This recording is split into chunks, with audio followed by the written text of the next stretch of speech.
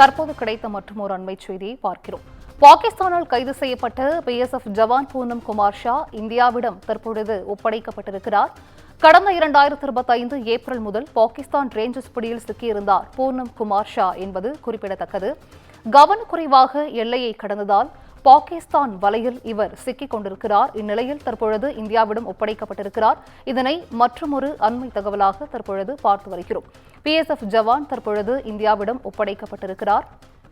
பாகிஸ்தானில் கைது செய்யப்பட்ட பிஎஸ்எஃப் ஜவான் பூனம் குமார் ஷா என்பவர் தற்பொழுது இந்தியாவிடம் ஒப்படைக்கப்பட்டிருக்கிறார்.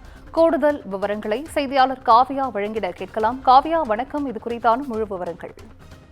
வணக்கம் சிந்துஜா. எல்லை தாண்டி பாகிஸ்தானில் தவறுதலாக நுழைந்த எல்லை பாதுகாப்பு படை வீரர் பூர்ணம் குமார் ஷா சுமார் 20 நாட்களுக்கு பிறகு இந்திய ராணுவத்திடம் ஒப்படைக்கப்பட்டிருக்கிறார்.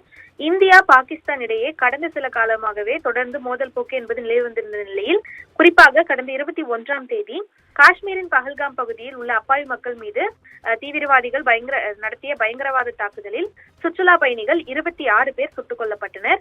இதனால் அப்போது முதலே இந்தியா பாகிஸ்தான் இடையே தொடர்ந்து பதற்றம் என்பது அதிகரித்து வந்தது. பாகிஸ்தான் மீது இந்தியா பல்வேறு நடவடிக்கைகளையும் மேற்கொண்டு வந்தது. இந்த நிலையில் தொடர்ந்து ஏப்ரல் 22ஆம் தேதி பஹல்காம் தாக்குதல் நடந்த நிலையில் அடுத்த நாளான ஏப்ரல் 23ஆம் தேதி எல்லை பாதுகாப்பு படை வீரர் பூர்ணம் குமார் ஷா என்பவர் தவறுதலாக எல்லையை கடந்து பாகிஸ்தானுக்குள் சென்றுவிட்டார். இதையடுத்து அவரை பாகிஸ்தான் ராணுவம் சிறைப்பிடித்திருந்த நிலையில் அப்போதே அவரை அழைத்து வர இந்தியா பல்வேறு முயற்சிகளை மேற்கொண்டது. இருப்பினும் பாகிஸ்தான் அவரை விடுவிக்க மறுத்ததாகவும் தகவல் என்பது வெளியாகியிருந்தது. இதற்கிடையே தற்போது இந்தியா பாகிஸ்தான் இடையே மோதல் முழுமையாக முடிவுக்கு வந்த நிலையில் இதனால் இந்திய ராணுவ வீரரை பாகிஸ்தான் ஒப்படைத்ததாக அறிவிக்கப்பட்டிருக்கிறது.